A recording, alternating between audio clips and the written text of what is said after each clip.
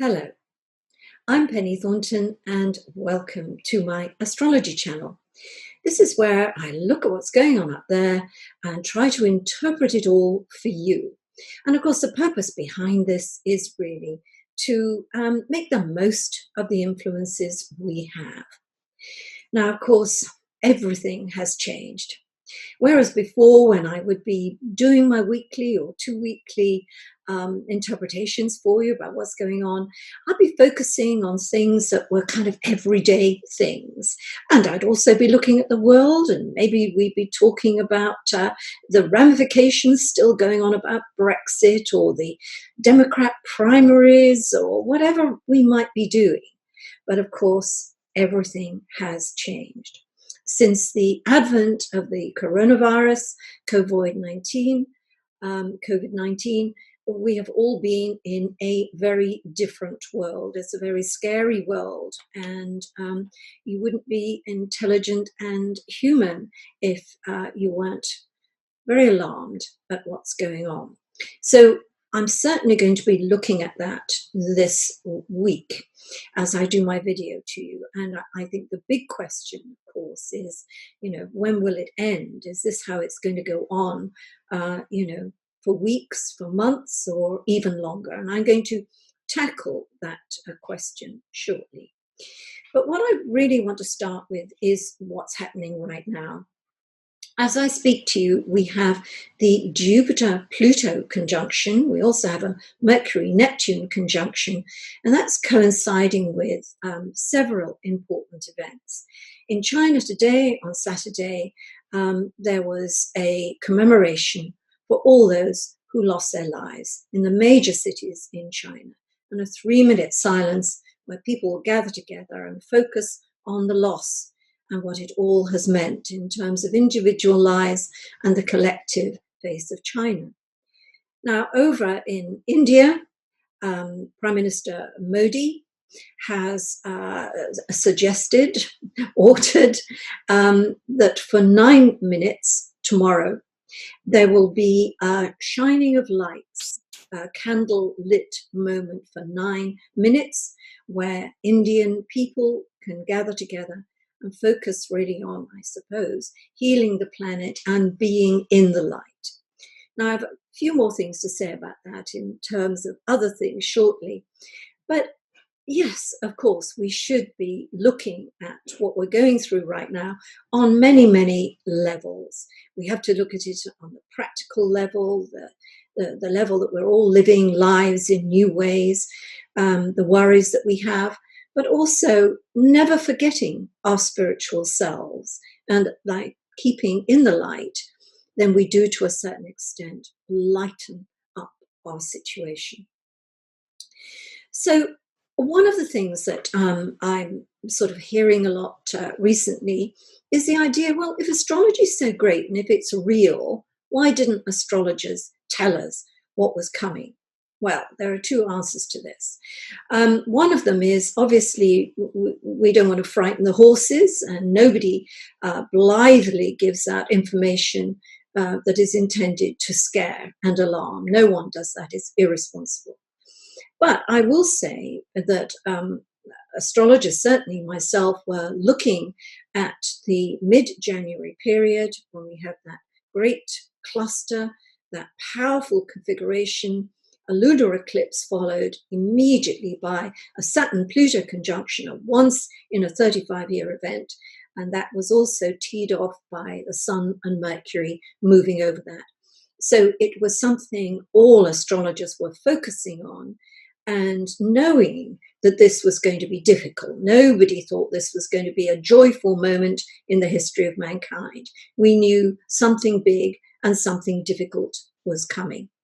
Now, for my own part, I said on many occasions that I believed that there would be an event in mid-January. Maybe it was an act of nature, maybe it would be some kind of land grab, power grab by a nation, a volcano, who knows what it would be. But that would precipitate a crisis in global terms, and the markets would go down accordingly. But never for one moment did I, or as far as I know, anyone else see the advent of a virus that would sweep the world in with such speed and with such devastating consequences. So that is the background to what we're actually looking at. And I want to refer just briefly to the idea when I talked about the Saturn-Pluto conjunction, which of course there are 3 videos in my collection here that I recorded guiding you about that particular conjunction, and also more recently the Jupiter-Pluto conjunction, which are all signatures on this pandemic. But what I wanted to say in reference to the idea of a power grab, that wasn't too far wrong at all, because in the midst of all this chaos and confusion, then there have been individuals, we can name Putin for a start, and we also want to look at Hungary's Prime Minister Viktor Orban, and to a certain extent, Prime Minister Modi himself, who's taken the opportunity to vaunt themselves and to acquire more power and influence with the advent of this terrible virus. And although, it sounds all very wonderful to have India shining a light tomorrow for 9 minutes, this has to be seen in the context of Prime Minister Modi effectively shutting down India, closing it within 4 hours of notice for 3 weeks, and sending thousands upon thousands of immigrant workers back to their homes with no forms of transport, walking hundreds and hundreds of miles in many cases, and causing great trial and tribulation. So we are seeing a lot of the effects of the Saturn-Pluto conjunction that I talked about for several weeks before it happened. We are seeing elements of that, even although the main prism of everything that we're looking at right now is the coronavirus. Now, when I say that, the Saturn-Pluto conjunction and the Jupiter-Pluto conjunction, and in a way this is a kind of triple conjunction, is the signature on the virus, is that I want to say that when we look back in time, and I'm a great one for history, I look back at when previous powerful configurations happened, what happened then. And our current situation, our Saturn-Pluto, Jupiter-Pluto conjunction, has a resonance with the Spanish flu of 1918 to 20 and the Great Depression of the 1930s, and certainly the first year of that, which was the most excruciatingly difficult. In both these instances, we saw the Jupiter-Pluto conjunction, and on both occasions, that conjunction was in Cancer. Now it's in Capricorn, the opposite sign. But these resonances with times past, when they've been exceedingly difficult times, we see them now as we go through them, and they've all had huge economic repercussions. So that's certainly one of the things that we are going through now. And if you remember, and I have talked about this before, one of the keywords for that conjunction, I've used reformation, because everything's being reformed. It's been deconstructed and reformed. That's the process of a Saturn-Pluto conjunction. But we can also look at that wording, creative destruction. In other words, there's a lot of destruction going on, but ultimately this is a creative force. And really throw Jupiter in there, keywords of expansion and growth and inflation. You've got this kind of acceleration, this mass acceleration of trauma going on at the same kind of period. Now, one of the things, the big questions, as I said, is not only why did this happen, but how long is it going to go on? And one of the ways I've looked at this to give us a sense of timing, because although, I'm a very positive person, and I think it's hugely important that we remain positive in these difficult times. Remember, we go back to World War II. Few of us were around at that time, but when we look at footage of that, the news footage of that time, We see how people found joy and were creative and triumphant in those difficult times. And we have to be the same this time. And I think it would be folly to imagine that this crisis, this pandemic, is going to be over in a couple of weeks. It isn't. It's going to take months and months. And of course, the consequences of the economic, meltdown on top of that, that's going to take a great deal of time to recover from. But to rebuild, we have to keep using those good words in the midst of all this crisis. So the other thing that I want to look at is this sense of timing. That, again, on previous videos, I've looked at the idea of the shadow cycles of the planets. And this is the time a planet moves forward, turns retrograde, and then goes back direct again. That gives a whole little cycle. And with the signatures on this pandemic being Jupiter, Pluto, and Saturn, it's these three planets and their shadow cycle that we are particularly interested in. Now, in fact, for Jupiter, this cycle, its shadow cycle, began on the 18th of February, and it will end on the 6th of December this year. For Saturn, the shadow cycle began on the 12th of February, and it will finish on the 3rd of January 2021. And for Pluto, its shadow cycle began on the 4th of January this year, just before that whole cluster of huge alignment, and it will end on the 25th of January 2021. So this is my kind of timeline that I'm looking at, and I'm taking the most distant one, so we'll look at the end of January for a time maybe when maybe we've got a vaccine now, we've certainly got a way of dealing with the virus that is working and workable. So the first phase, what I might call the end of the beginning of this massive global crisis, that comes in January of next year. But of course, in between that time, there will be little spurts of growth, and there will be good news, there will be progress.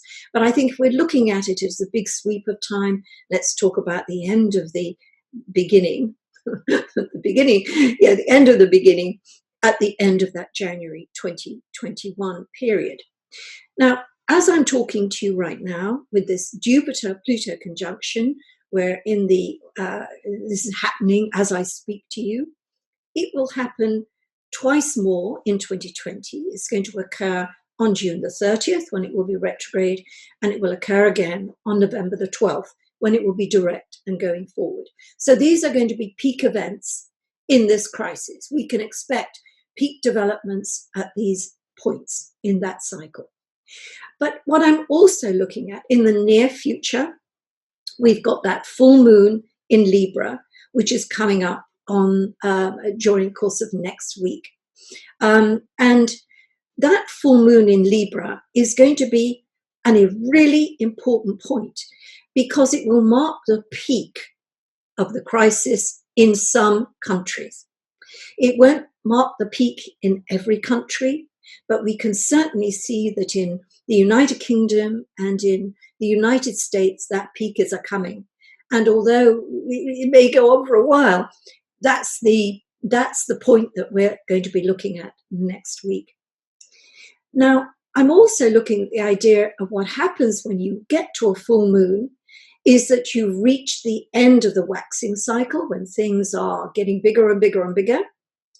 And as soon as the full moon occurs, we begin the waning cycle, which is a couple of weeks. So we can also look at this full moon next week as kicking off the waning cycle, so that we will definitely see some countries really, really emerging out of this first phase of the coronavirus crisis. And not necessarily an immediate return to normal, because that's impossible. But what we will see is baby steps.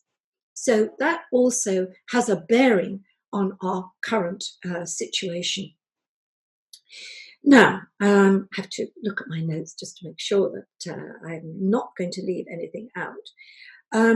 yes, this is what I want to do, is turn my attention to the spiritual side of things. Because I'm hearing a lot of people talking about the great purification. Is this what we're going through? And of course, in Christian terms, we're looking at, are these the tribulations before the rapture? Now, if you remember, in terms of the rapture, at that point, there's the separation of the sheep and the goats. And a lot of people are perhaps looking at this in terms of, well, the good part of humanity will be rescued and the bad part of humanity won't be. The bad part of humanity will be left either to face even worse tribulations, or goodness knows what that prospect is really all about. So I don't agree in looking at it in quite those stark terms. Two things I want to look at. I'm going to go back to the Great Purification, first of all, which is the Hopi Indian, the native Indian view of the great cycles of life, spiritual cycles. So this great purification is a period of destruction and renewal. And I think how closely that matches our Saturn, Pluto, Jupiter process that we're in this year, and of course also a little bit next year as well. Now a new era begins out of that, sense of destruction and renewal. And that's what we are moving towards, a new era, which is a hopeful notion. Now, the Hopi Indians also looked at the first Great Purification as the First World War, and the second Great Purification as the Second World War. And of course, we have all been listening to and, connecting these massive trials for humanity and seeing this also in line with that one. And obviously in terms of finance as well, I've heard so many people comparing, so many financial experts, comparing it not just to the Great Depression, but worse than the Great Depression. And therefore, the prospects are really very difficult in terms of returning to life as we once knew it, in terms of how economies are all over the world. But I want to have a little focus in this, in terms of the spiritual perspective on this, is that, humanity, mankind, has existed for hundreds of thousands, if not millions of years. And we have gone through periodic pandemics, pestilences, plagues, desperate times. But humanity is very tough. It continues. And we have to remember that humanity will continue through this one too. It would be good to think that we will learn enormous lessons about this. And I think, I have hope that that's indeed true, that nation will reach out to nation, because we're all in this pandemic soup together and we need each other in order to go forward. So I have great hope for that. And I'm also thinking about Saturn in Aquarius and then Pluto in Aquarius.